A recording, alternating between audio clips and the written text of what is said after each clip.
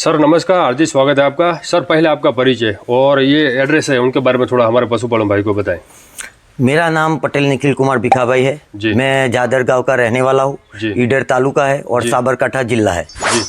तो मित्रों, हमने ये भाई का पहले ऑलरेडी वीडियो बनाया और भाई ने हमें बताया कि ये पशुओं में जो ये गोका फीड है वो खिलाने से बाद उसकी जो दूध देने की जो क्षमता है वो बढ़ चुकी है। और भाई खुद बता रहे, भाई हमें बताया जैसे कि आप क्या कहना चाहते हैं। हाँ, मैं पहले प्राइवेट दान खिलाता था दूसरा जी। तो मेरा 1 महीने का पेमेंट होता था 1,22,000 होता था जी। तो अब मैंने 3 महीने से ये गोका का शुरू किया है जी। तो गोका का शुरू किया तो इसके बाद मेरा हर महीने का पेमेंट 20 से 22,000 ज़्यादा बढ़ गया है। अच्छा, और आप बता रहे कि जो हमारी जो सारी गाय है वो गाभिन भी है। हाँ, गाभिन भी है, मेरी पूरी गाय सब गाभिन भी है और ये खिलाने से मेरी गायों में सब चमक दिखने लगी है जी।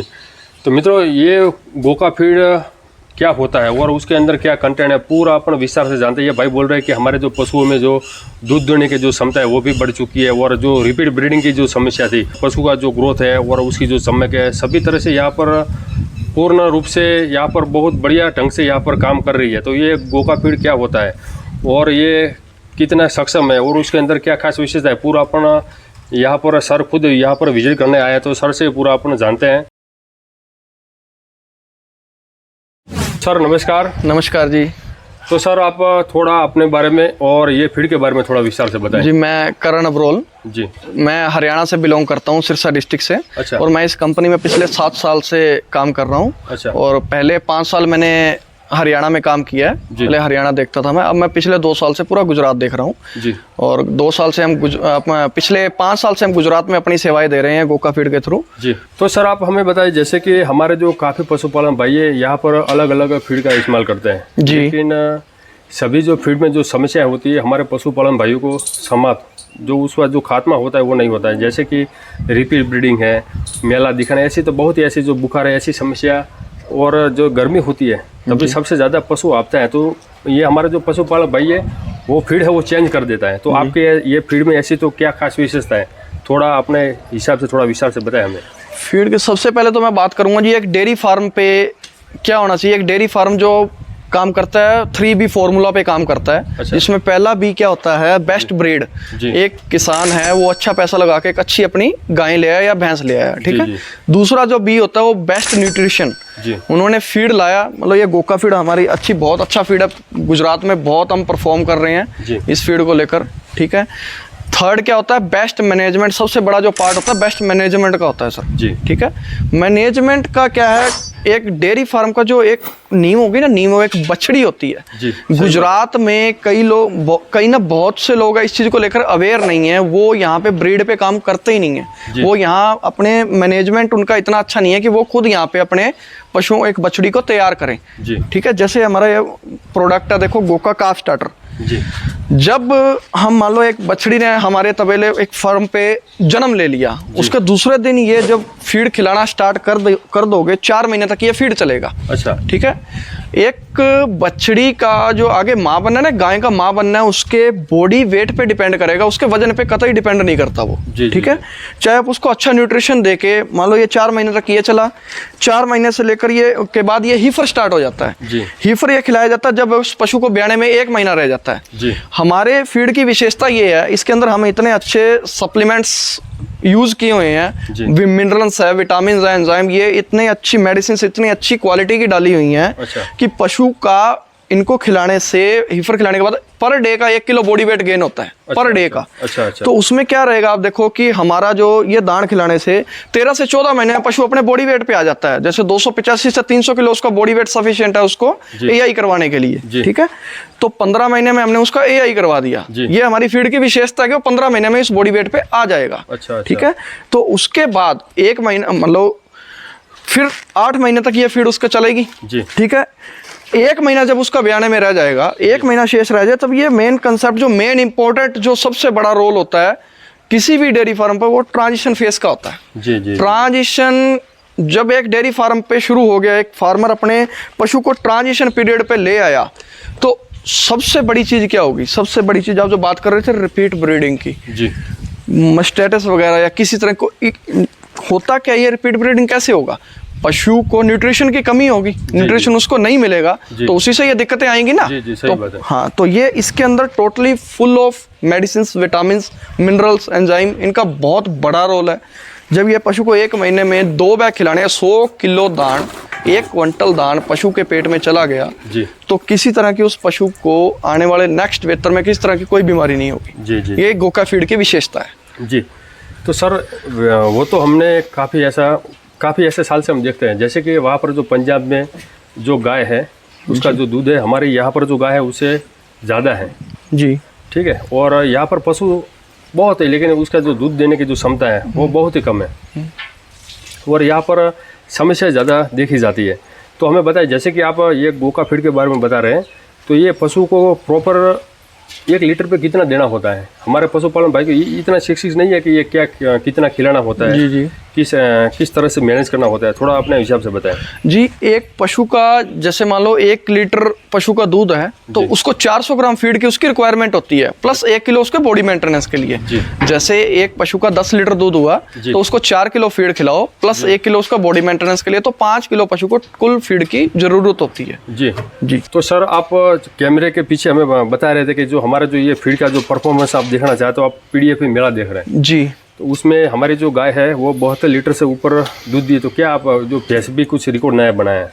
गाय ने देखो PDFA मेले में अभी जगराओं में हुआ था PDFA, तो उसमें 72 लीटर 400 ग्राम एक गाय ने दूध दिया था। वो फर्स्ट आई थी उस मेले में, अव्वल दर्जे की गाय रही थी। उसने जॉन डियर ट्रैक्टर भी इनाम में दिलवाया था अपने मालिक को। पोरस मेलाजी कुरुक्षेत्र में उनका डेयरी फार्म है, तो वो गोका अमृत फीड खिलाते थे हमारा। अच्छा। गोका अमृत प्रोडक्ट आता है हमारा, जैसे ये चैलेंजर है, ये मिल्किंग प्रोडक्ट है हमारा, ऐसा गोका अमृत प्रोडक्ट आता है। अच्छा। तो वो खिलाने से वो पशु उतना उसने 72 लीटर 400 ग्राम दूध जो दिया था।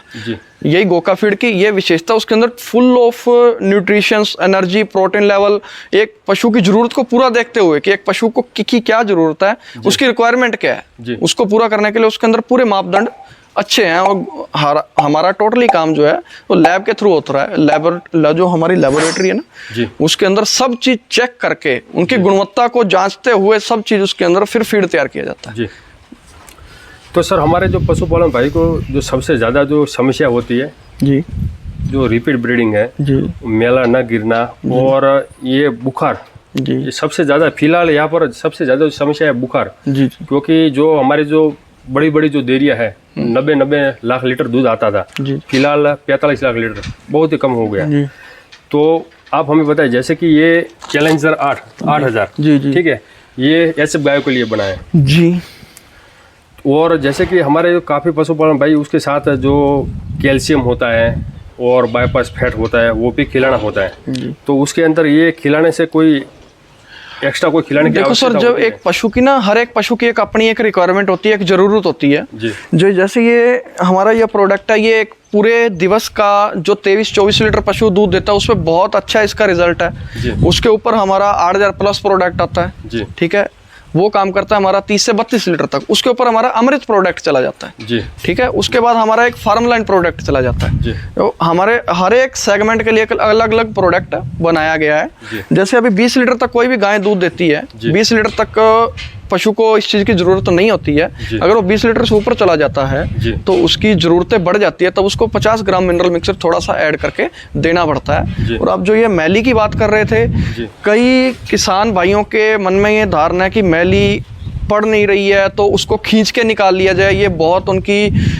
मिस्टेक रहती है, एक गलती रहती है। ऐसा नहीं करना चाहिए। ऐसा करने से पशु के अंदर वो मैली जो वो पूरी बाहर नहीं निकलती है तो अंदर इन्फेक्शन के चांसेस बढ़ते नहीं, इन्फेक्शन हो ही जाता है। तभी कहते हैं कि इसके ट्रांजिशन का कंसेप्ट इसीलिए बना है कि ये मैली को आप चाहे अपने फार्म पे हो चाहे नहीं हो, ये मैली को बहुत अच्छे तरीके से बाहर फेंक देता है, किसी तरह के कोई गंदगी अंदर रहने नहीं देता है। यही हमारी फीड की विशेषता है, इसके अंदर यही न्यूट्रिशन दिया है। वैसे तो आप बहुत साल से इसके बारे में अनुभव ज़्यादा है, तो हमारे पशुपालन भाई को सक्सेस होने के लिए कुछ गुरु मंत्र बताएं। गुरु मंत्र सर यही है, इसके पीछे कोई बहुत बड़ी साइंस नहीं है। सिर्फ किसान भाइयों को मैं यही एक सलाह देना चाहता हूँ कि अपने फार्म पे जो भी कचड़ी बछड़ी आपके यहाँ होती है उसको तैयार करें, अपने तबेले पे उसको तैयार करें, ठीक है, अपना ब्रीड पे काम करना शुरू करें। जितना जल्दी आप ब्रीड पे काम करोगे उतना जल्दी आप सक्सेस की ओर बढ़ जाओगे, उतने उस फार्म के ग्रो करने के चांसेस बढ़ जाते हैं, ठीक है। मैं ये कहना चाहता हूँ, जैसे एक फार्मर 100 लीटर दूध भरता है पूरे दिन का, तो वो 10 पशुओं से 100 लीटर दूध भरता है। तो यहाँ मैं ये चाहता हूँ कि 100 लीटर दूध वो 5 पशुओं से भरे। तो अपने फार्म पे अच्छी ब्रीड से कटड़ी बच्चियों को तैयार करें। बहुत सी फार्म पे मैंने देखा है कि उनके पास नंबर ऑफ एनिमल्स तो बहुत ज़्यादा होते हैं, लेकिन उनका मिल्क प्रोडक्शन है वो उस लेवल का नहीं होता। तो ये भी एक मैनेजमेंट का बहुत बड़ा यहाँ कमी है। तो इस चीज़ में यही मेरी सलाह रहेगी कि इस चीज़ को सुधारें और अपने फार्म को ग्रो करें। जैसे कि सर आप ये काल्फ टाटर के बारे में बता रहे हैं जी, कि ये छोटी कटड़िया है जी, उसे कितना खिलाना होता है, और ये बियाने के जब पशु कटड़िया देती है तो कितने समय के बाद ये शुरू करना होता है, और कितने वेग की उसे आवश्यकता होती है, और ये खिलाने से क्या क्या फायदे होते हैं, थोड़ा बताएं। सर मैंने जैसे आपको पहले ही बताया कि एक पशु का उसका माँ बनना है ना, उसके वजन पे डिपेंड करता है। उसको जितना पशु ये खा ले, दूध में थोड़ा थोड़ा पहले दिन से 20, 30, 50 ग्राम से उसको डाल के दूध के अंदर देना स्टार्ट कीजिए, ठीक है। फिर जैसे जैसे पशु खाता रहे उसको उतना उसके सामने ये एक तगारा वाटके में, एक वाटकी में पड़ा रहना चाहिए कि पशु को जितना चाहिए वो खाता रहे। साथ में इसका पानी का खुली व्यवस्था होनी चाहिए। पानी जितना पशु पानी पिएगा उतनी ज़्यादा उसकी ग्रोथ होगी। जी, तो सर ये शुरुआत में 2 ही खिलाना, कितने महीने, 3 महीने के खिलाना है? 3-4 महीने तक ये चलना है। 4 महीने तक, और बाद में ये हीफर स्टार्ट हो जाता है। अच्छा, और ये कितने महीने तक खिलाना होता है? ये जब पशु का ब्याने का 1 महीना रह जाता है बाकी, तब तक। जी, यानी कि सर हमारे जो पशुपालन भाई, इसके बारे में कोई जानकारी नहीं है कि ये पशुओं को किस प्रकार छोटी कटड़ियों को तैयार करना होता है जी। और मैं खुद फार्म पर ऐसे विजिट करता हूँ, और हमारे यहाँ पर जो कटड़ियाँ होती है छोटी छोटी, ये 4-4, 5-5 बरस तक ये ऐसे ही खड़ी रहती है। जी जी, ठीक है। और गाभिन होने में ये ऐसा सोचते कि ये क्या खिलाएंगे, ये उसका तो खर्चा होता है, लेकिन ये सर ये 4 से 5 बरस मैनेज करने में ज़्यादा खर्चा कर लेते हैं। नहीं सर, ये किसान भाइयों एक ये गलत धारणा है कि इनको खिलाने में खर्चा ज़्यादा रहता है। आप एक चीज़ देखो, मैं ये कहता हूँ जिस दिन से मेरा ये आपने बछड़ी ने जन्म लिया, आपने खिलाना स्टार्ट कर दिया, ठीक है, उसके जन्म से उसके खुद माँ बनने तक का जो पूरा दौरान होता है वो 2 साल का होता है। सही 2 साल का होता है। अच्छा। 2 साल में हमारा इस दान खिलाने से पशु जो है खुद बच्चा दे देती है गाय। अच्छा। ठीक है, तो 2 साल के अंदर आपने उससे बच्चा ले लिया, लेकिन आप उसको अपने तरीके से तैयार कर रहे हो तो वो 4 से 5 साल ले रहे हो आप।